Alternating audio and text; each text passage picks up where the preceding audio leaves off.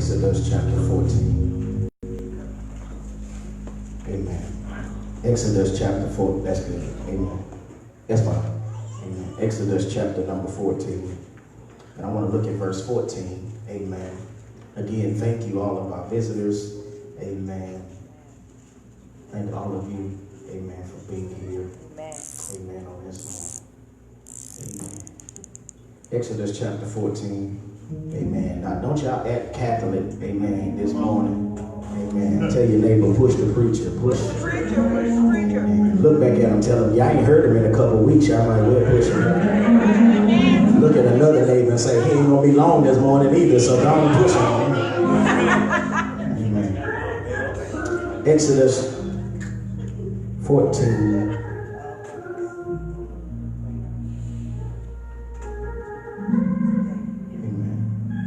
I want to look at one verse, and I'm going to extrapolate my text from there. Y'all remember, y'all hold this in your head for Tuesday night service. Y'all remember I started a sermon in Judges chapter number 6 called It's Already in You. Y'all remember that? Amen. Hold it in your mind because we're going back to that on Tuesday. So you don't want to miss Tuesday. You do not want to miss Tuesday. Amen. Amen. Rufus, you look good, man.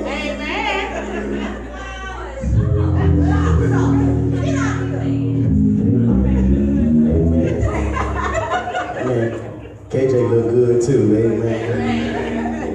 We've been in a push to make our boys dress up on Sundays. So I'm being the example. Y'all see I got a suit on. Amen. Amen.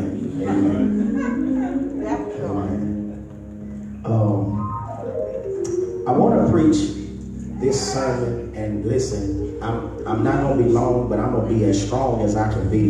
Amen. Exodus 14, verse 14. Oh, wait, before we read, thank y'all, all of you that were here at the youth lock-in. Amen. Thank y'all for not tearing the church up. Amen. I really appreciate that. Amen. I saw y'all had fun and stayed up all night. KJ slept all day. Amen. We came in and he had been working 14 hours on the job, sleeping and snoring. Amen. Every time I called him, he'd answer the phone. Man, what's wrong with you? I'm sorry, Daddy, I was asleep.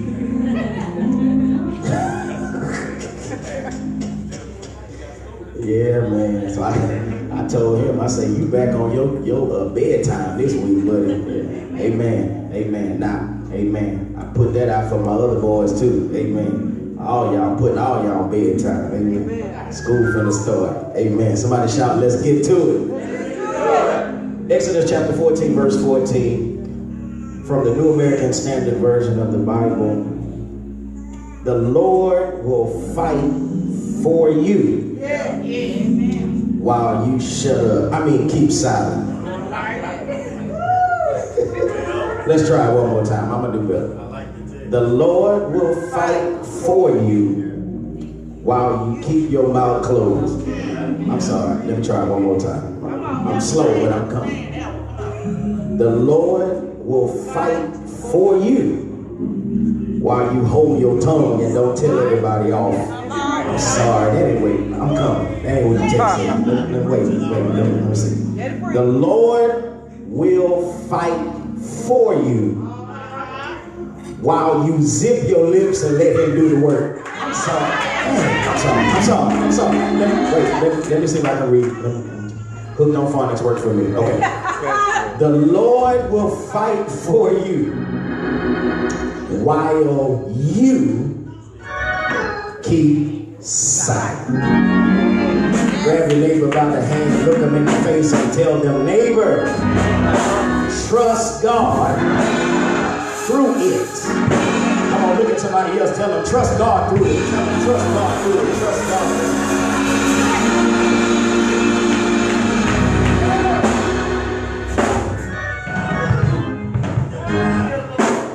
Brothers and sisters,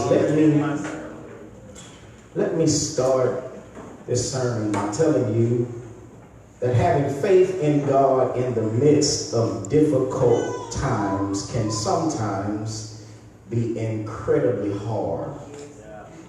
And if truth be told, it can even get frustrating. to trust God in difficult times. It is, brothers and sisters, in these moments that we have to really draw close to God and let our faith begin to shine through. When we're navigating through some of life's darkest moments, oftentimes all that we can hold on to is our faith in God. Our faith in God is what sustains us, what gets us through challenging times when we ourselves cannot see the light at the end of the tunnel.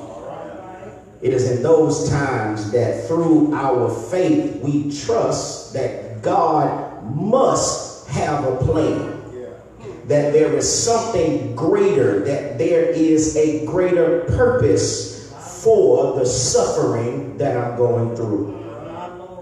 Without that belief, brothers and sisters, without that faith, we would have nothing to hold on to, nothing to get us through the dark nights of our soul.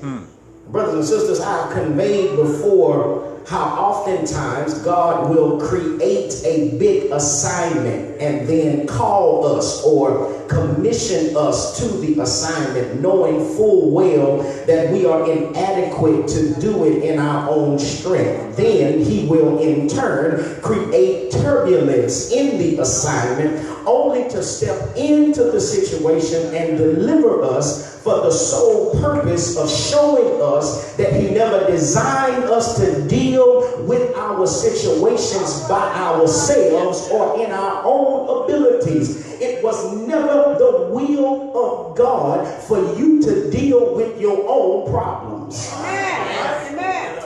Brothers and sisters, faith and trusting in God means believing in God's divine timing and believing that God has an interest in our greater good, and we've got to understand that even in the dark moments of our lives, you can't see it all right then, but God is operating in a master plan. He's a masterful God. See, you don't know when to praise God because you get so busy being caught up in what you're going through that you forgot that if you're going through anything and you ain't dead yet, it is only because God is sustaining you while you're going through it. Now, I'm not talking to everybody, but I'm talking to the 10 of y'all that can help me testify. Pastor, I don't want to tell all my business because I don't have a microphone,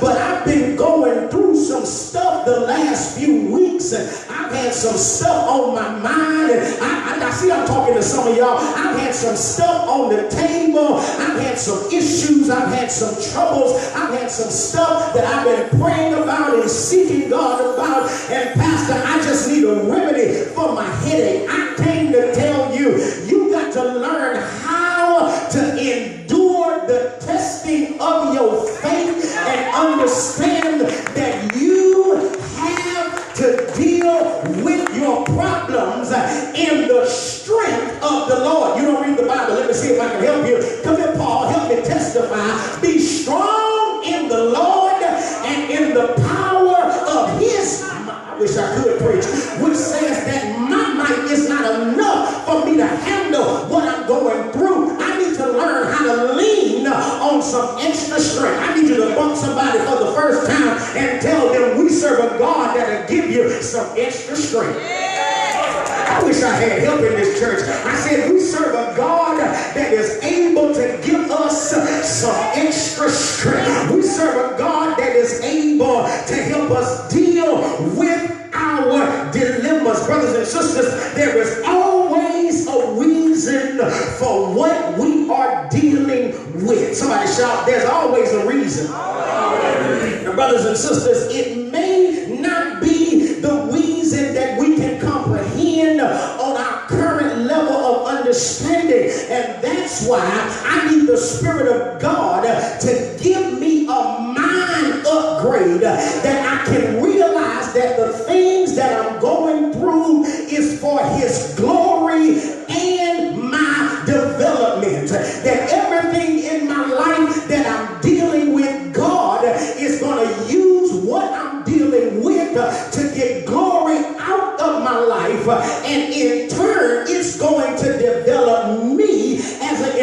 individual. Now, I know you're not going to like what I'm getting ready to say, but that's why I pastor this church, because I don't care about your feelings. The truth of the matter is, whenever you are in the process of development, development never feels good. Also, Dominique, you never know it's development until after you come out. I said sometimes you don't even know development is development until you come out. Let me talk to my fine riders right here. Help me testify. There are some things you went through. You didn't even understand the lesson of what you was going through until you got all the way through it. And then you look back and say, you know what? If God hadn't done that, then I wouldn't have gotten this. Oh, let me see if I can help you. Let me see if I can help you real quick. JB sitting on the front row.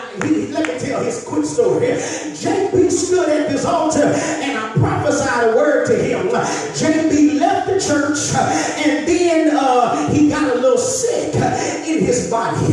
He went to the doctor only to find out that he had something else going on inside of him that he didn't even know was going on inside of him, and he ended up in the hospital, not because of where it started, but where it started showed that there was a deeper problem that needed to be fixed. I knew you wouldn't go hear what I had to say, so let me see if I can pick you up on the side of the curve and help you understand sometimes God will create things, and God is not after the initial thing, but God uses that to show you that there's something deeper going on the inside of you. You don't hear what I'm saying.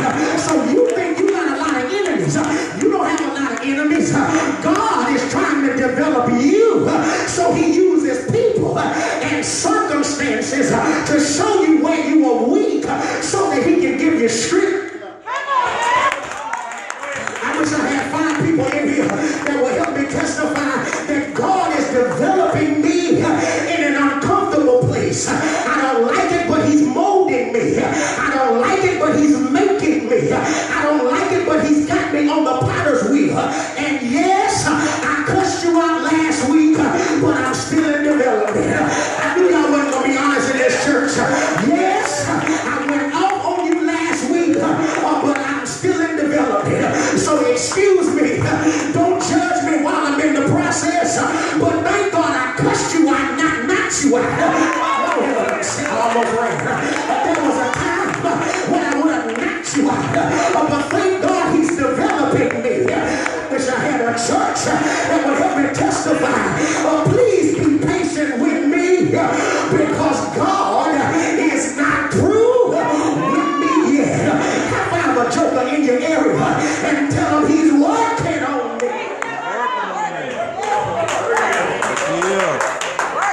Amen. Shut your mouth and keep on. I got 15 minutes, and let's see if we can have some good church. Brothers and sisters, anyone that has read the Bible or went to Sunday school can remember this familiar story of the development of the children of Israel as a people that God had chosen to be his own. They were in bondage to the Egyptians. So we know that God raised up this man Moses to be their deliverer. And Moses goes to Pharaoh and says to Pharaoh, let my people go. And he refuses because God hardened his heart. So after a few contests between Moses and the magicians of Pharaoh, Moses prevailed as the vessel being used by God, but Pharaoh still refused to let them go. God invaded Egypt with a series of plagues, and then finally he kills all of the firstborn in Egypt, and then Pharaoh agrees to let the people go, and then he funded their release. I'm not gonna mess with it, but y'all help me, do me a favor. Touch somebody and tell them God's about to use your enemies to fund your next project. I'm sorry. That was for free. The next one gonna cost you. I said God is about to use some enemies, some people that don't like you and don't even speak well of you. God's gonna use them to fund what God has placed in you. Let me give you a word. I'm talking about a real word right here. You don't have time to go off on everybody because you don't know who God's going to use to be a blessing to you. They don't like you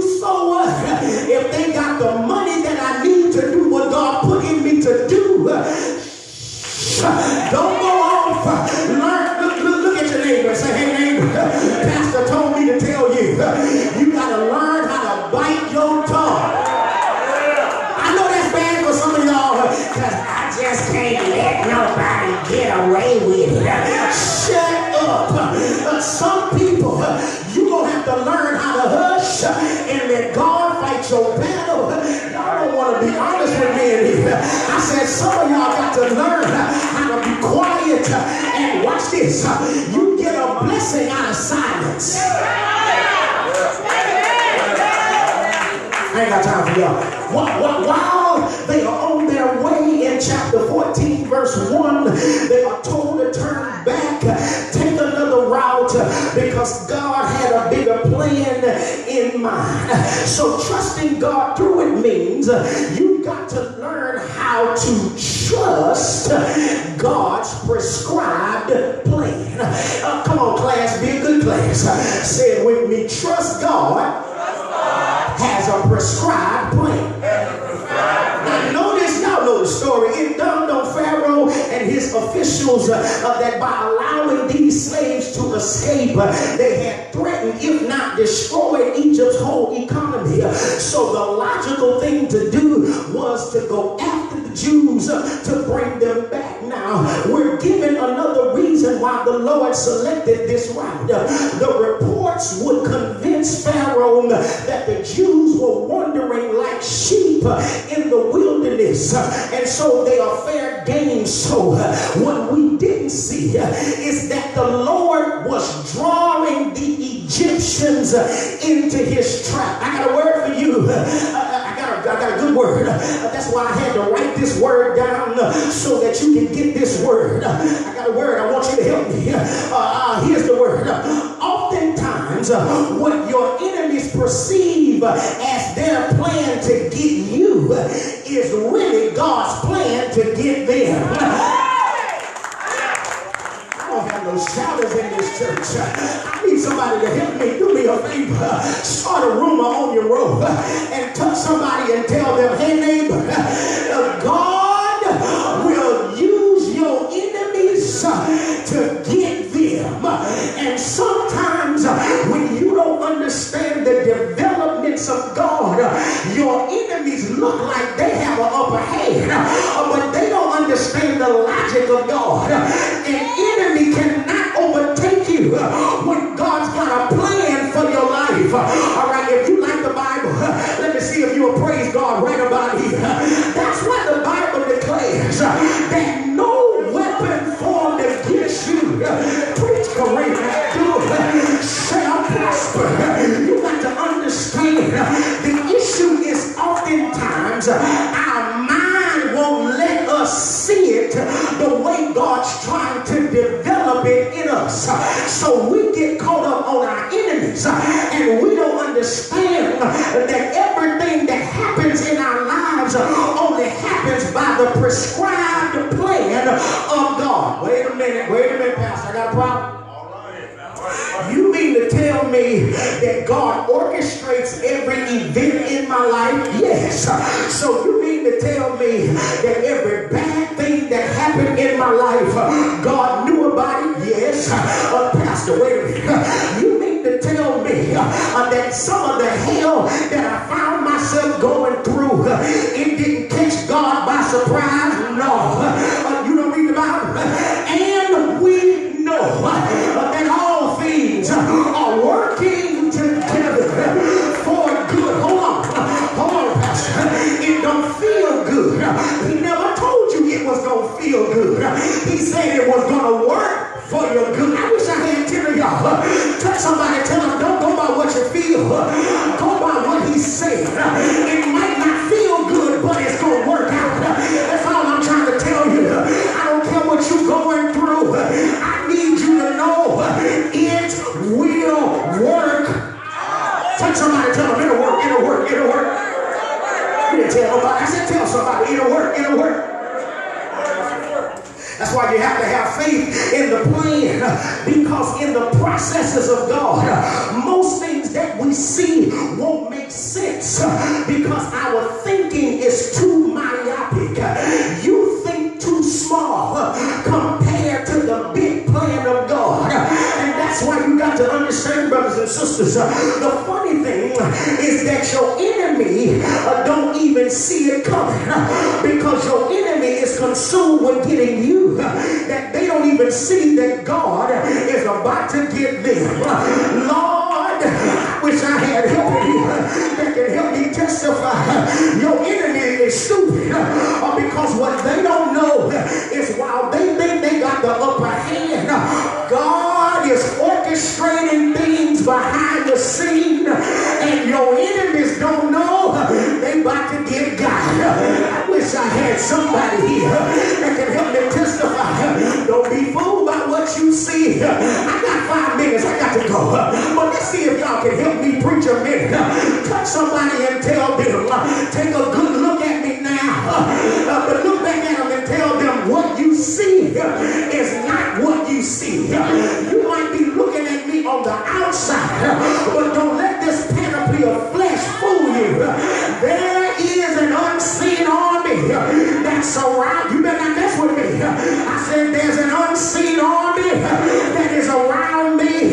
You can't see it, but every day of my life, the Bible said I've got angels encamped all around me. Let me see if I can get to my second point and get out y'all hair. The first thing you got to trust is prescribed plan. But do me a favor, touch a neighbor and say, hey, don't panic. Come on, look back at him, tell him, hey, don't panic. Now remember that the children of Israel are being led by a pillar of fire.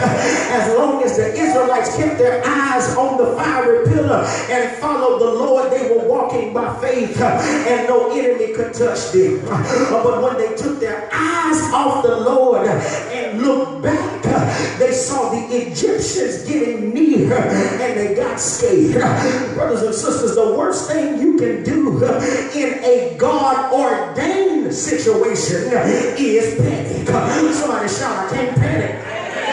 Now let me do some work. Panic refers to the sudden and repeated panic attack episodes of intense fear and discomfort that reach a peak within a few minutes, during which time individuals experience physical symptoms. So now you can imagine that now they're having heart palpitations. Their heart is beating fast, which means they've got elevated blood pressure.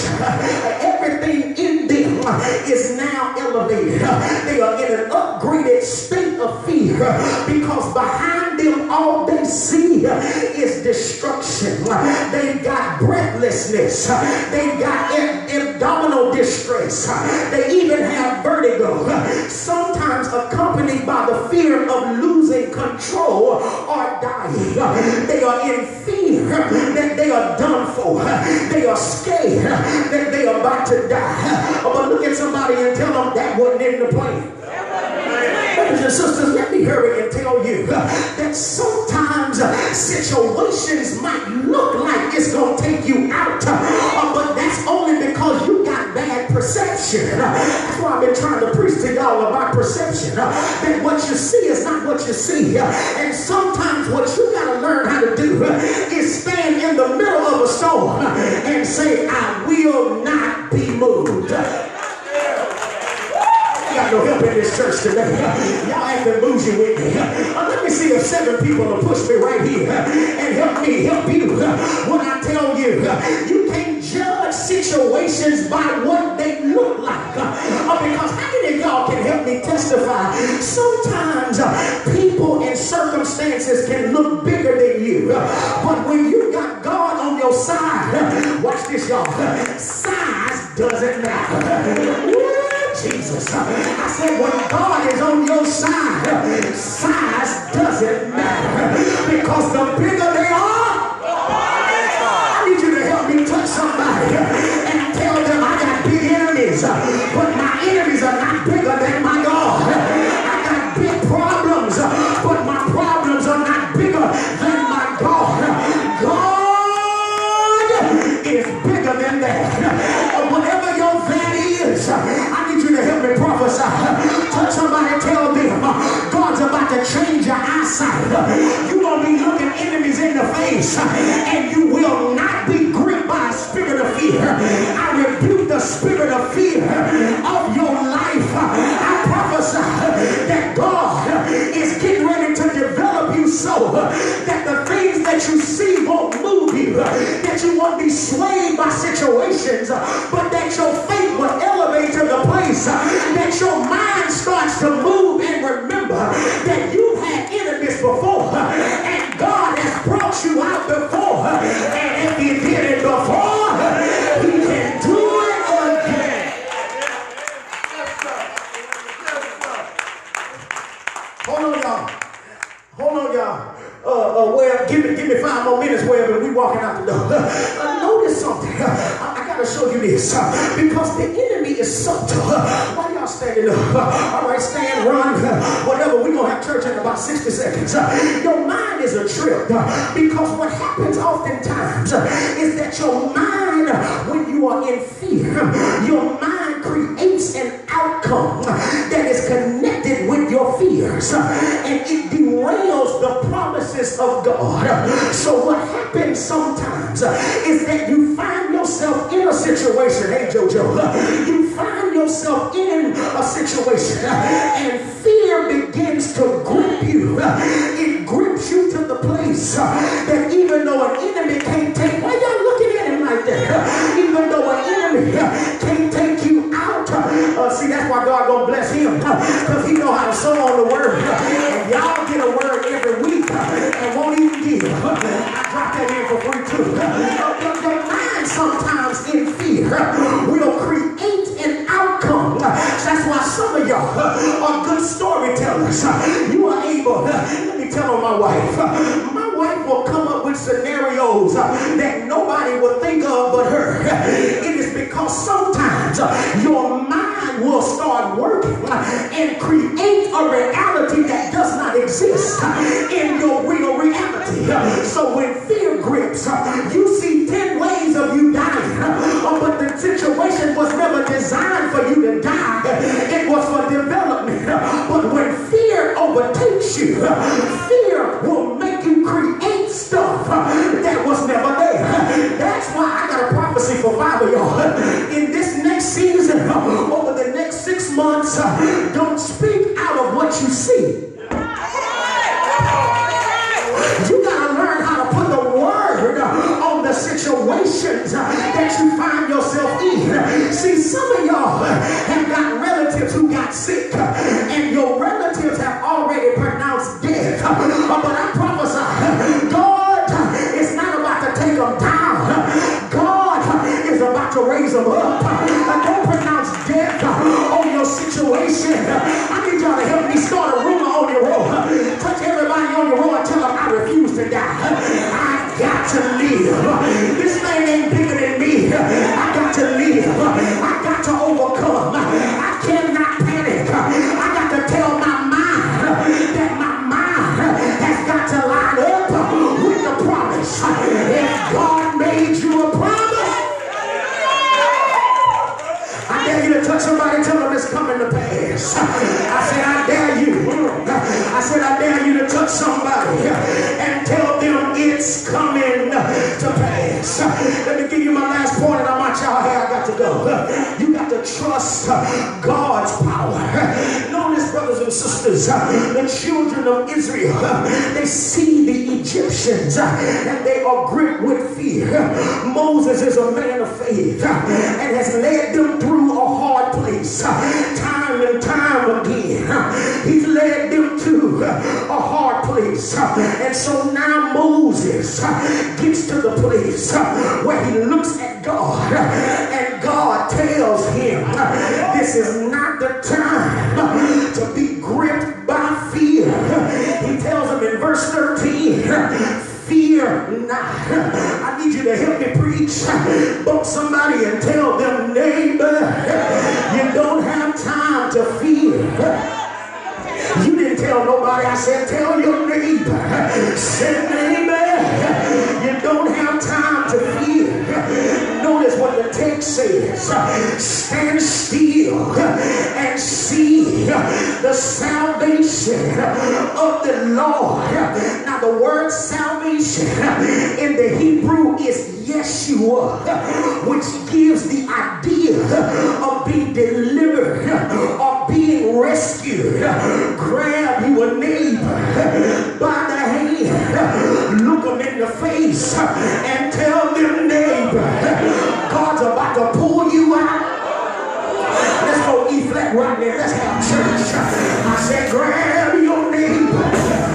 Look your neighbor in the face and tell your neighbor. Say, God is about to pull you out. Y'all not helping me. I said, grab you a neighbor.